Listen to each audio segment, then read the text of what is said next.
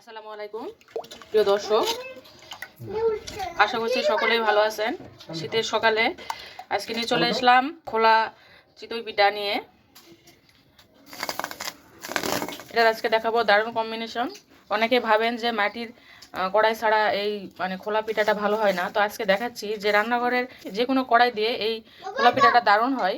তো আজকে আমি এরকম একটা কড়াই করে দেখাচ্ছি। আমি আসলে কড়াইয়ের নামটা এই মুহূর্তে মনে আসছে না আমার। দেখেন, এই পিঠা বানাতে গেলে আমার রান্নাঘরের অবস্থায় যে এরকম হয়ে যায়। এখন ঢাকনা দিয়ে দিচ্ছি। এই পর্যায়ে আমি চুলার আঁচটাকে মিডিয়ামে রেখেছি যাতে করে পিঠাটা মসমসে হয়। প্রিয় দর্শক, চলুন এখন দেখি কি অবস্থা। দেখতে পাচ্ছেন যে একদম চতুর্দিকে এরকম মসমসে ভাব এসেছে। এটা এরকম হালকা করে এরকম করে চাপ দিলে সুন্দর করে উঠে আসবে, তার মানে বুঝবেন যে এটা একদম পারফেক্ট হয়েছে। দেখতে পাচ্ছেন নিচ দিকে একটু লাল লাল ভাব।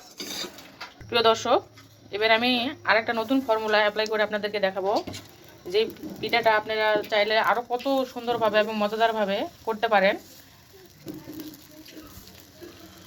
এইখানে আমার পেজের যে পাতালি গুড় আছে খেজুরের, সেইটা এরকম করে ভেঙে নিয়ে জোড়া করে এরকম করে উপর দিকে ছড়িয়ে দিচ্ছি।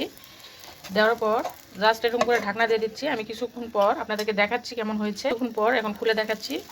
ওয়াও, মাশাআল্লাহ, দারুণ হয়েছে। এবং যে খেজুরের গুড়ের সুঘ্রাণ বের হয়েছে, আসলে সামনাসামনি না থাকলে বলে বোঝানো সম্ভব না। এই পিঠাটাও দেখতে পাচ্ছেন চতুর্দিক দিয়ে একটা মসমসে ভাব এসেছে। এটা এখন আমি যদি একটা হাতে মোবাইল নিয়ে আসি, একটু মোবাইলটা রেখে এটা তুলে দেখাচ্ছি। এটা যদি পারফেক্ট হয় তাহলে এরকম করে একটু একটু হালকা করে চাপ দিলে সুন্দরভাবে পিঠাটা উঠে আসবে। প্রিয় দর্শক, এখন এটা উঠায় দেখাচ্ছি। এখানে আরেকটি জিনিস আমার পেজের অথেন্টিক জিনিস দেখাচ্ছি, সেটা হলো এই শীতে যে আমি আচার নিয়ে কাজ করছি। আচারের মধ্যে অন্যতম হচ্ছে কাঁচা লাল মরিচের বাটা আচার। এটা কিনা এই শীতের মধ্যে এই পিঠার সাথে, বিভিন্ন পিঠার সাথে খেতে মজা লাগে। একদম ঠান্ডাকে আপনার খাওয়ার সঙ্গে সঙ্গে শরীর গরম হয়ে যাবে।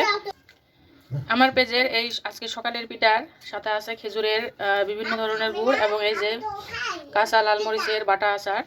অপূর্ব কম্বিনেশন, একটা ছাড়া আরেকটা চলেই না। এরকম আচার যদি বাড়িতে রেডি থাকে তাহলে খেতে কোনো সমস্যা হয় না। মাশাআল্লাহ, হেভি টেস্ট।